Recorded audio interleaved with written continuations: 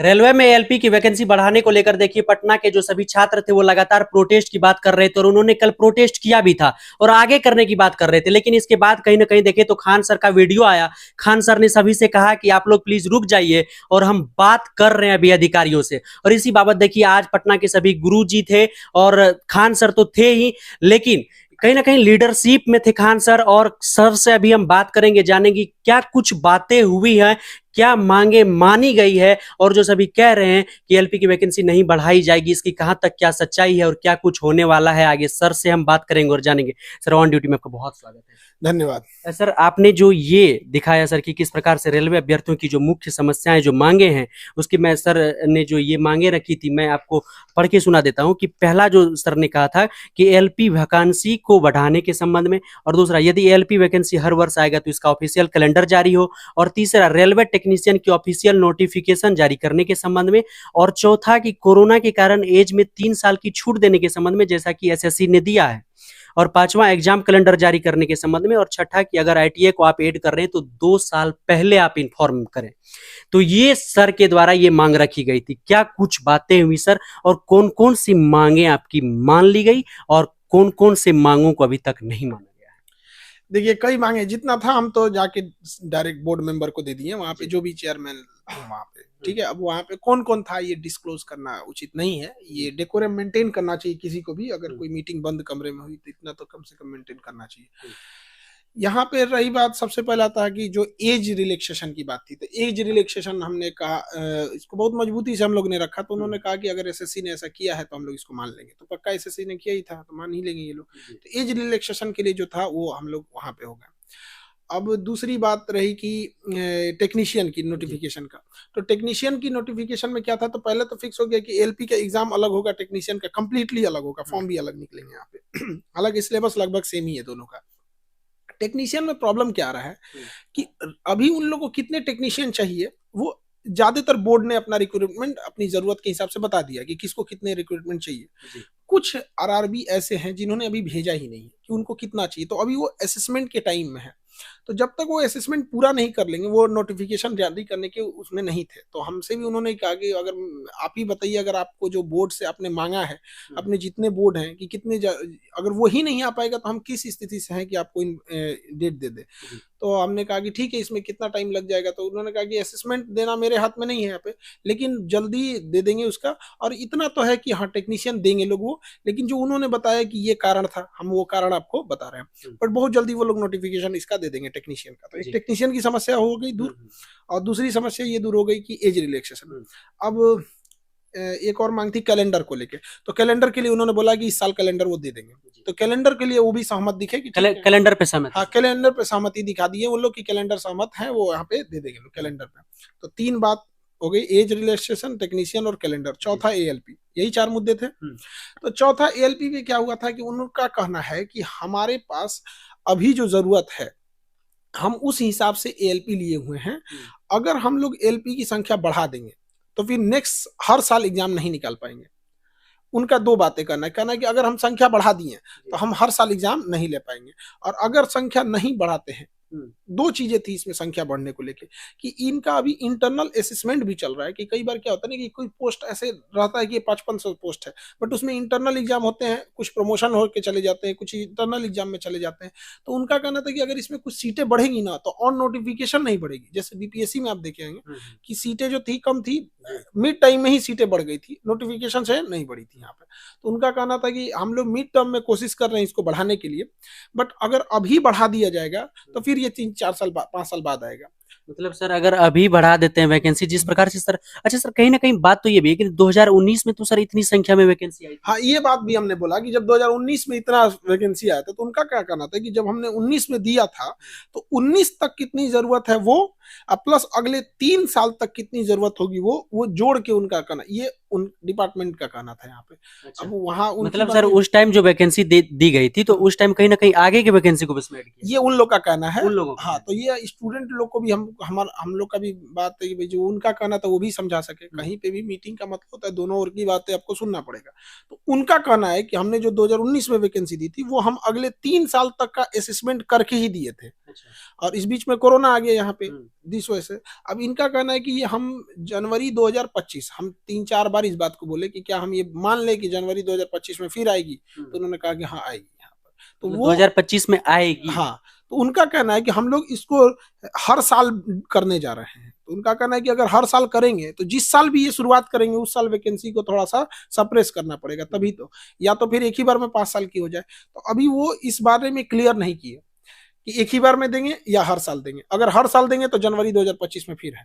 यहाँ उन्होंने बोल दिया कि यहाँ जहां तक उन लोग का डिपार्टमेंट का है, जहां तक उन लोग का रुझान है, वो हर साल देने के मूड में है।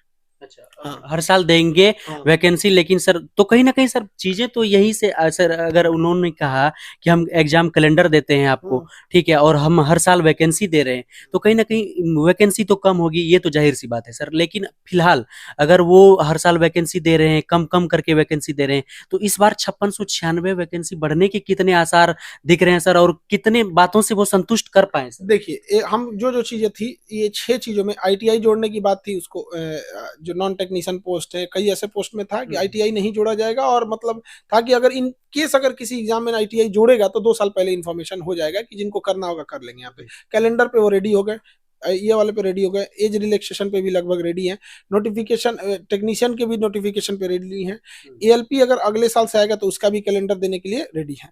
और रही बात एएलपी वैकेंसी को लेके, बस एक यही चीज थी जिसपे वो लोग भी कंफ्यूजन में थे। वो कह रहे थे कि हम इसको फर्दर अपने बोर्ड में बोलेंगे, बट अभी वो लोग मतलब असमंजस नहीं होती है 50-50, तो हम लोग भी अब डायरेक्ट नहीं बोल पाते हैं इस चीजों को।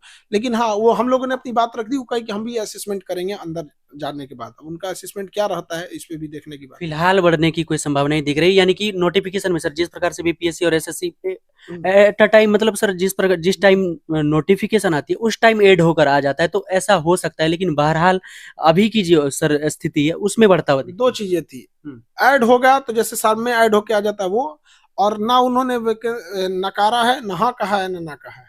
अभी ना भी नहीं कहा और अभी हाँ भी नहीं कहा। मतलब 6 बातों में से 5 को तो हम मान लिए। ये जो 6 थी इसमें से 5 तो हो गया कि आईटीआई नहीं जोड़ा जाएगा। बहुत सारे बच्चों का भी कहना था कि वहाँ आईटीआई के लिए, और वो जो था ना कि एएलपी के लिए, तो उसमें कहा है कि ना हाँ कहें ना कहें, उन्होंने कहा कि हम फर्दर ऊपर बात करेंगे और असेसमेंट कर रहे हैं, अगर बढ़ेगा तो करेंगे, और अगर बढ़ गया तो इसी नोटिफिकेशन के तहत उसको भी लेंगे। कहीं ना कहीं सर जिन छात्रों की उम्र बहुत ज्यादा हो चुकी है वो भी एज रिलैक्सेशन सर देने के लिए तैयार हैं, ठीक है सर। लेकिन कहीं ना कहीं सर अगर वैकेंसी इतनी कम रहती है तो देखेंगे, अगर इस वैकेंसी को पूरा सर, तो कहीं ना कहीं ये सर एक बहुत पीसीएस लेवल से भी ऊपर चला जाएगा, एक एक्सट्रीम लेवल पर सर चला जाएगा इसका कंपटीशन।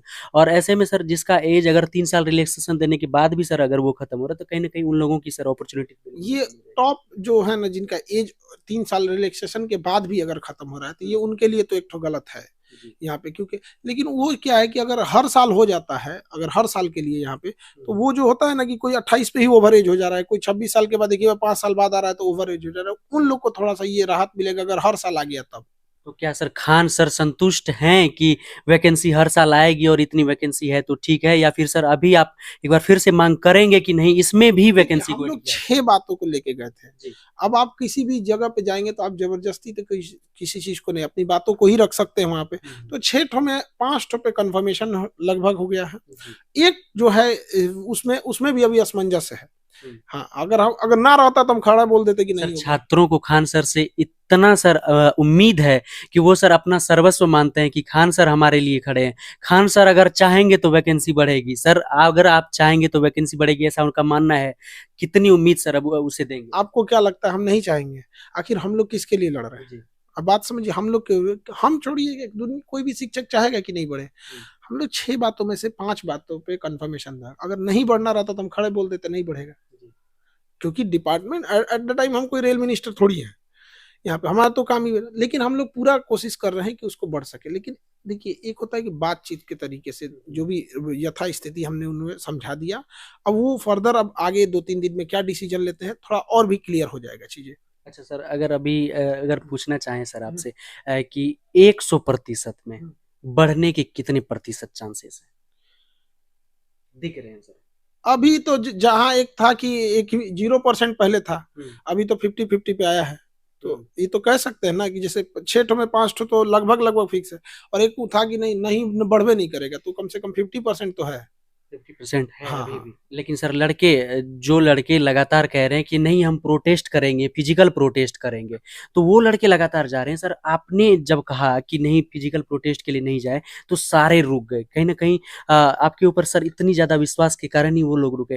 तो सर वो छात्र सर कहीं ना कहीं बहुत ज्यादा हताश है, निराश है, क्या मैसेज होगा सर? देखिए, फिजिकल प्रोटेस्ट राष्ट्र सर्वोपरि होता है। अब फिजिकल प्रोटेस्ट में कोई पत्थर चला देगा, कोई आग लगा देगा, इसमें भीड़ का कोई दूसरा फायदा उठा लेता है। जीवन का अनुभव बच्चों से ज्यादा रहता है हम लोग को। अब बताइए, चुनावी वर्ष है, इस पे भीड़ का फायदा कोई और उठा लेगा। कोई भीड़ में जा रहा है, 1000 बच्चे जा रहे हैं, उसमें कोई बाहरी आदमी घुस जाएगा, पत्थर चला देगा, पीसेंगे कौन? ये बच्चे पीसेंगे। और अगर इस तरह का इंसिडेंट हो जाएगा, तो एक रास्ता है बातचीत करने का, वो भी बंद हो जाएगा। तो कहीं ना कहीं ना असमंजस बना के चलना है यहाँ पे। क्योंकि अगर सब कुछ हो हंगामा करने से हो जाता, तो फिर तो अग्निवीर भी खत्म हो जाता था। अग्निवीर से ज्यादा कहीं प्रोटेस्ट हुआ था, या फिर एनआरसी से ज्यादा कहीं प्रोटेस्ट हुआ था। तो एक बात होती है कि कहाँ तक संभव है उस चीज को, कि अगर प्रोटेस्ट से एनआरसी आप देखें, मतलब उससे लंबा प्रोटेस्ट नहीं देखे, या फिर अग्निवीर को लेके हुआ था तो काफी लंबा प्रोटेस्ट हुआ। लेकिन राष्ट्र सर्वोपरि रहता है यहाँ पे। एक यही होता है कि बच्चे जो होते हैं भोले भाले होते हैं, इनको ना छल कपट नहीं होता है, बच्चों का दिल एकदम साफ होता है कि हमारे साथ अन्याय हुआ है, हम अपनी बातें रखेंगे। वो कि एक बच्चा को लगता है क्या कि वो जाके कहीं आग लगा देगा, उसके भी इतना हिम्मत है, डांट देंगे तो बेचारा सब सहम जाता है। लेकिन उस भीड़ का फायदा जब उठा देते हैं, तो हम लोग को बस वो चिंता है कि उस भीड़ का फायदा उठाएंगे, वीडियोग्राफी में कहीं उसके ऊपर नाम आ जाएगा, तो हम एक एज ए शिक्षक हम चाहेंगे कि किसी के ऊपर केस मुकदमा हो? हम तो कभी नहीं चाहेंगे। तो हमको अपनी वो जिम्मेदारी दिख रही है कि एक बच्चे का भविष्य कहीं कोई दूसरा असामाजिक तत्व की गलती की वजह से उसका ना लॉस हो जाए। वरना हम क्यों किसी के लिए, हम तो खुद चाहेंगे कि चीजें बढ़ जाए, और हमसे जितना प्रयास हो सकता था कि ये पहला आरआरबी बोर्ड है, पटना बोर्ड, जिसके लिए दिल्ली से मीटिंग बुलाई गई है यहाँ तक में। बहुत धन्यवाद सर समय देने के लिए। धन्यवाद। तो देखिए अभी बातों से कितना कुछ प्रभाव पड़ा और सर को क्या कुछ जवाब मिला, सर ने आपके बीच डिलीवर किया अपनी बातों को। बाकी क्या कुछ सोच रहे हैं आप इस पूरे वैकेंसी के संदर्भ में कमेंट बॉक्स में जरूर लिखिएगा। मिलेंगे आपसे बहुत जल्द ऑन ड्यूटी पर ही। जय हिंद।